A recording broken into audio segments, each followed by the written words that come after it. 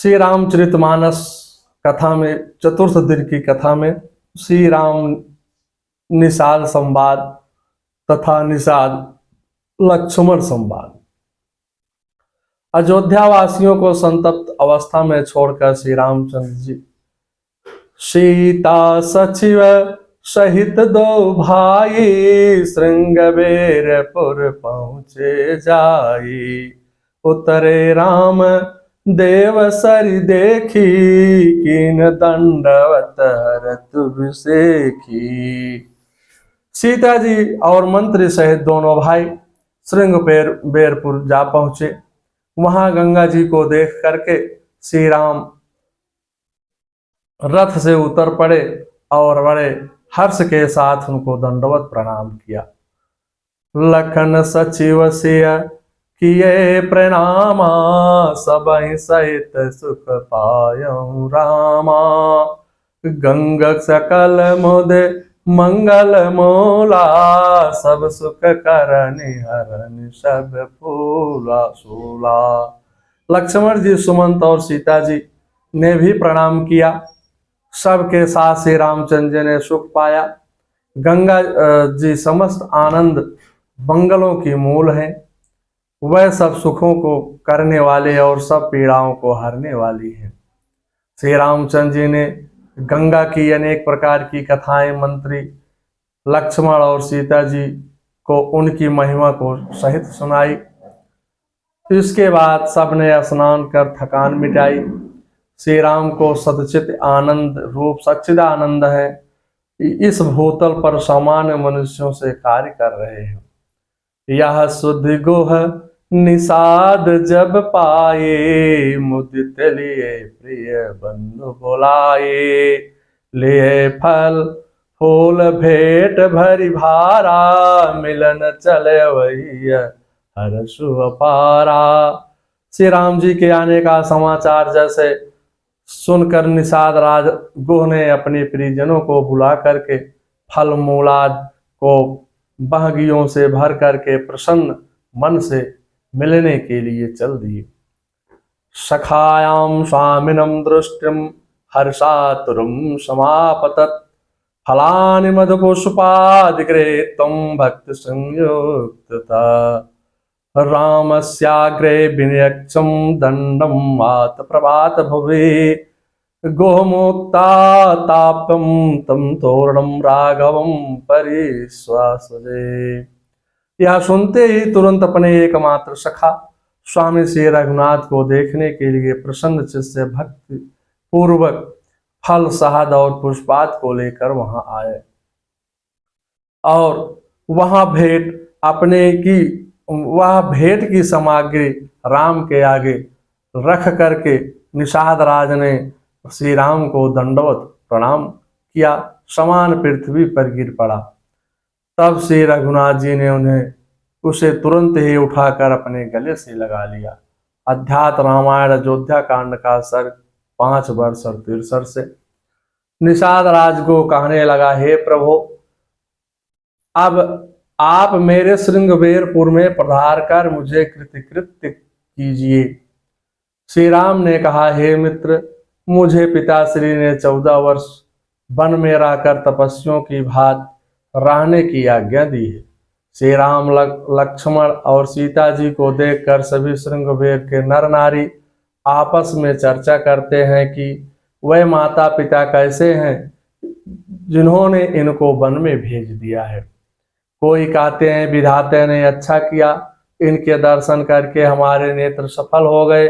इसी बीच गुह ने कुश और कोमल पत्तों की साथरी बना करके बिछा दी और दोनों ने मीठे मीठे फल फूल और पानी भरकर के सामने रख दिया। श्री सुमंत भ्राता सहित कंदमूल फल खाए। शयन के रघुवंश मणि पाय पलोटत भाई। सीता जी, सुमंत जी और भाई लक्ष्मण जी सहित कंदमूल फल खा करके रघुमण श्री रामचंद्र जी लेट गए। भाई लक्ष्मण उनके पैर दबाने लगे।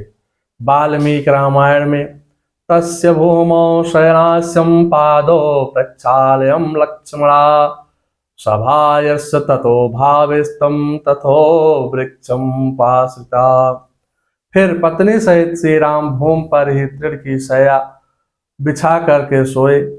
उस समय लक्ष्मण उनके दोनों चरणों को धो पोछ करके वहीं के कुछ दूर पर हट गए और एक वृक्ष का सहारा लेकर के बैठ गए।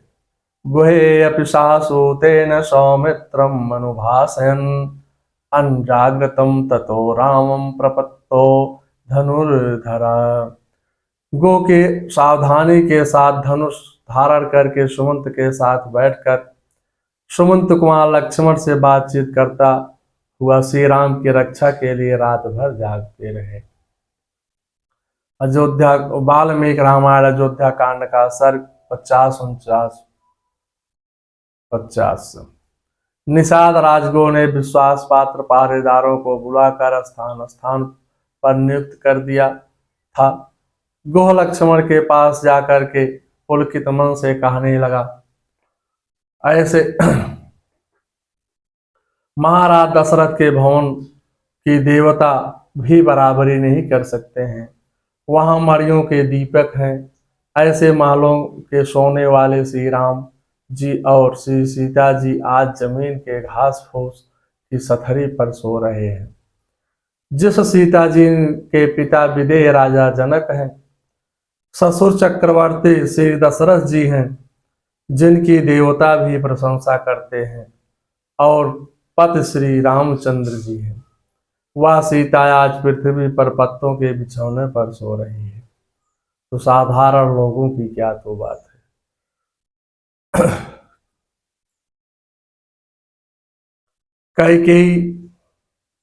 कैकेयी ने इतनी कुटिलता की है कि श्री रामचंद्र जी और सीता जी को सुख राज तिलक होने पर के अवसर पर वन में भेजकर दुख दे दिया है।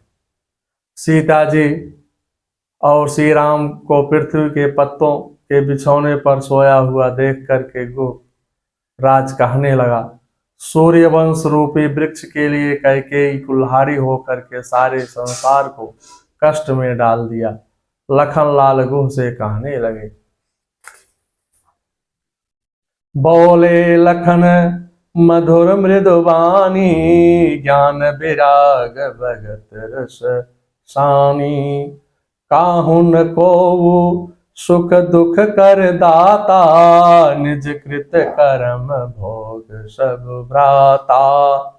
तब लक्ष्मण जी ज्ञान वैराग्य और भक्ति के रस से सनी हुई मीठी और कोमल वाणी में बोले, हे भाई, कोई किसी को सुख दुख देने वाला नहीं है। सब अपने ही किए हुए कर्मों का फल भोगते हैं। हे निषाद राज, धरती धन नगर परिवार स्वर्ग और नरक जो देखने सुनने में आता है वह सब अज्ञान है। सब का मूल मोह ही है। मोह के कारण ही यह सब होता है। हे भाई, स्वप्न में यदि कोई भिखारी राजा हो जाए और राजा कंगाल हो जाए या कंगाल स्वर्ग का अधिकारी हो जाए, जागने पर ना राजा रहता है ना भिखारी, यथावत ही रहता है। तश्रुतं लक्ष्मणं प्राशखे शृणुं वचो मम कस्य हेतु दुःखस्य कस्य हेतु सुखस्य वा। यह सुनकर लक्ष्मण जी ने कहा, हे भाई, मेरी बात सुनो। किसी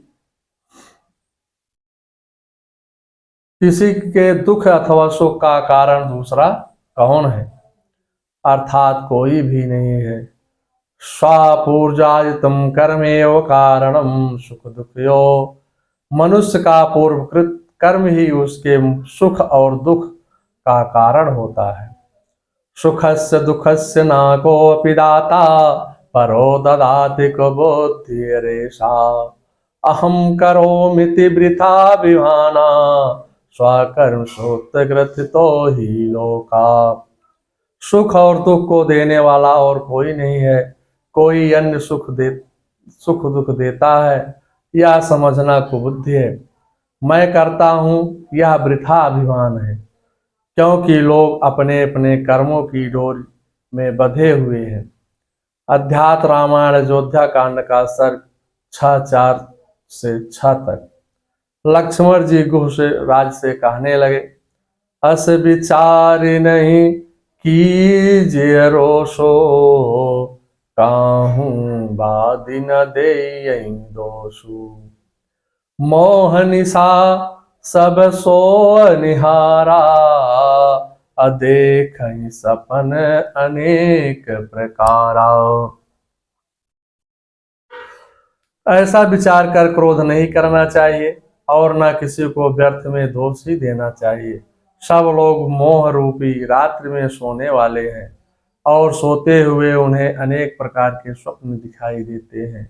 हे भैया निषाद, यही जग जामिनी जागहि जोगी, परमारति प्रपंच वियोगी। जानहि तबहि जीव जग जागा, जब जब विषय विलास विरागा। भैया इस जगत रूपी रात्र में कोई योगी लोग जागते हैं जो परमार्थी और माइक जगत से छूटे हुए हैं। संसार में वही जीव जागा हुआ समझना चाहिए जो सब भोग विलासों से वैराग्य की भावना रखता हो।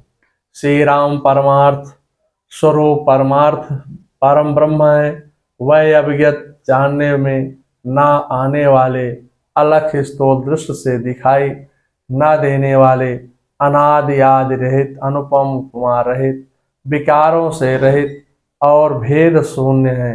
वेद जिनका नित्य नेति नेति का कर निरूपण करते हैं। हे भाई, वाही कृपाल श्री राम चंद्र जी भक्त भूमि ब्राह्मण गौ और देवताओं के हितार्थ मनुष्य शरीर में प्रकट होकर के लीलाएं करते हैं, जिनको सुनकर जगत के जंजाल मिट जाते हैं।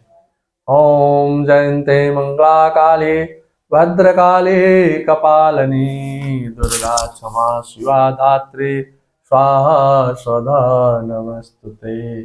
सर्वे भवन्तु सुखिना सर्वे सन्तु निरामया, सर्वे भद्राणि पश्यन्तु कश्चित् मा दुःखभाग् भवेत्। लो श्री रामचंद्र की जय।